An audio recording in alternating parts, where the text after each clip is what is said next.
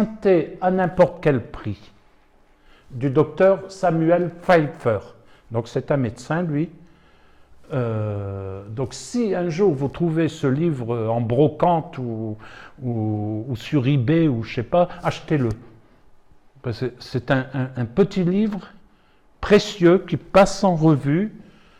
Bon, ça date, on en aura d'autres à présenter, hein, d'autres documentations, mais celui-là, c'est un petit livre, il est en bouquin de poche, c'est un médecin chrétien, hein, qui dit beaucoup en peu de pages, mais qui est très intéressant.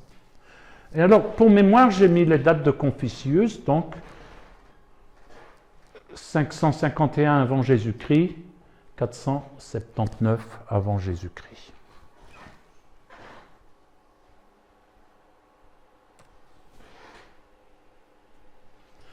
Est-ce que vous avez des questions? Parce que je pense que s'il y a des questions, je vais m'arrêter là pour ce soir. Alors, ne me demandez pas, ne me posez pas des questions sur votre santé, je ne suis pas compétent.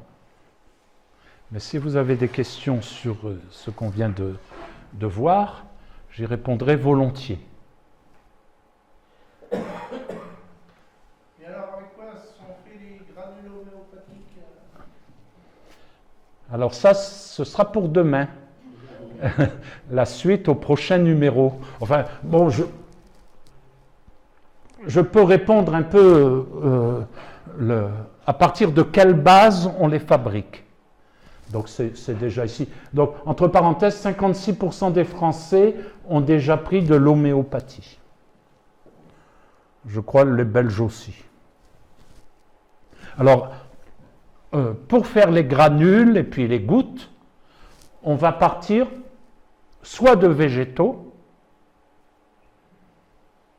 mais on verra demain que c'est un peu plus compliqué que ça, mais enfin, disons la base, vous pouvez avoir des plantes, de fait. Donc, soit la plante entière, soit des parties de plantes. Quelquefois, on prend les racines, quelquefois, on prend le feuillage, quelquefois, le fruit. On parle de substances animales aussi, parfois. Par exemple, le plus célèbre, vous l'avez vu dans toutes les pharmacies, c'est celui qu'on donne pour la grippe. Vous l'avez jamais vu? Hein? Je suis sourd, hein, je suis vieux, alors il faut crier fort. L'ocyococcinum. Vous avez tous vu ça? L'ocyococcinum dans votre pharmacie. Moi, chaque hiver, quand je vais chercher mes médicaments chez le pharmacien, il y a tout un rayon bien mis en évidence. Voilà. Alors attention, les laboratoires Boiron qui le produisent ont dû changer le sous-titre parce que c'était contre la grippe et ils ont eu des problèmes, alors maintenant c'est contre les états grippaux. Mais c'est pas la même chose, hein. La grippe c'est grave, un état grippal, bon, c'est un bon rhume quoi. Hein. Mais de toute façon, moi mon médecin me dit que quand on a un rhume, normalement on en guérit de toute façon en 5-6 jours, 10 jours maximum. Je ne sais pas si le médecin a raison, mais enfin, on s'en remet quoi. Hein. Eh bien, ce médicament-là, qui est certainement un des plus célèbres médicaments homéopathiques, c'est des abats de canards broyés. Si on a le temps, je vous expliquerai pourquoi et comment. Mais c'est toute une histoire. Et une histoire un peu comique. Mais demain, comme ça, si vous voulez savoir, vous reviendrez. De venin, des sécrétions animales même. On peut partir de substances minérales, sels minéraux, minerais, métaux, certains produits d'origine naturelle ou purement chimiques. Donc, vous voyez, ce n'est pas toujours des plantes. Hein. Il peut y avoir du chimique aussi. Des substances d'origine humaine. Ce n'est pas toujours très ragoûtant. Des substances de synthèse. Par exemple, il faut savoir qu'on peut partir de médicaments allopathiques, mais qui seront retraités homéopathiquement. Donc voilà de quoi sont faits les gélules. Mais demain, je vous montrerai que, en fait, ça n'a pas d'importance, puisqu'il y a un système de dilution. Vous vous souvenez? Réduit, tamise, comment c'était là? Dilu, voilà, dilu, c'était qui fait que finalement, vous ne prenez rien.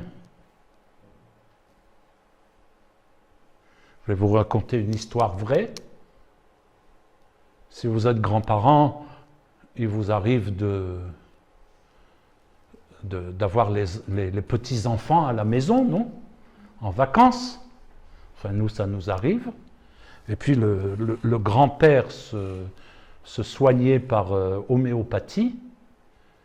Et puis, la petite fille, elle a pris le flacon, et puis elle a gobé l'entièreté du flacon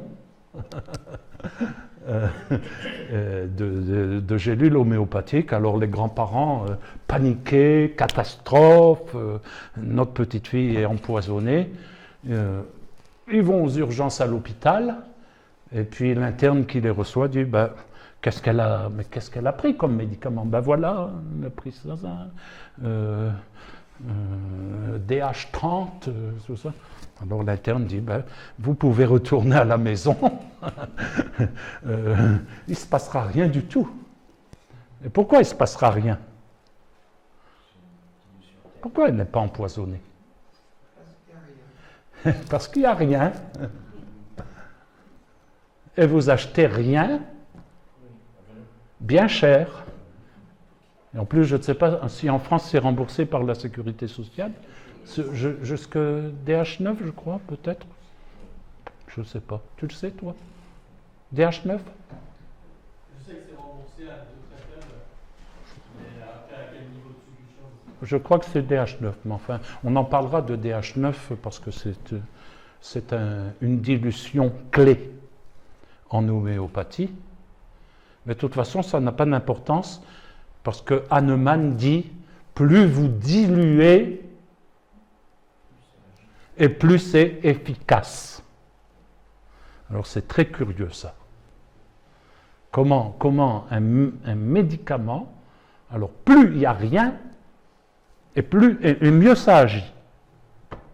Moi quand je vais voir mon médecin, et je vais le voir souvent, et pour plusieurs choses, il me dit, vous prenez ça, tel dosage et tout ça. Mais là non. C'est moins il y a de substances actives, et plus c'est efficace. C'est très curieux. Autre question? Est-ce que ces médicaments homéopathiques, il y a toujours aussi des gens qui travaillent avec le pendule? Oui, tu n'étais pas là, oui. Je l'ai dit avant que vous soyez là, oui. Si je te dis notre confrère du boulevard Thiroux. Oui, je vois qui c'est, on ne va pas citer son nom, mais enfin, de toute façon, ils ne sont plus au boulevard Thiroux.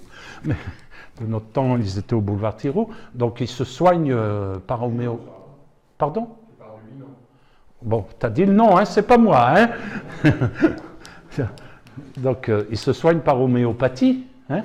Et puis alors, avec Christian Piette, on lui avait dit, mais tu sais, il y a beaucoup de chances que ton homéopathe fait son diagnostic par le pendule, donc par divination. Et donc, il ne voulait pas l'admettre, il ne voulait pas le croire, mais il dit, je vais quand même lui demander. Il lui a demandé. Et l'homéopathe a été honnête, il a dit, oui, bien sûr, je fais beaucoup de diagnostics à l'aide du pendule. À l'hôpital civil de Charleroi. Alors, Oui, parce que moi je suis aussi, mais j'ai été en France. L'hôpital civil de Charleroi, aux urgences, on pratique le pendule sur les gens créatifs. oui, ah, ça c'est un scoop. Tu m'apprends quelque chose sur chez moi. On rentre dans les urgences et les médecins urgentistes pratiquent le pendule sur les malades pour diagnostiquer le problème. Ah bon? Hôpital civil de Charleroi.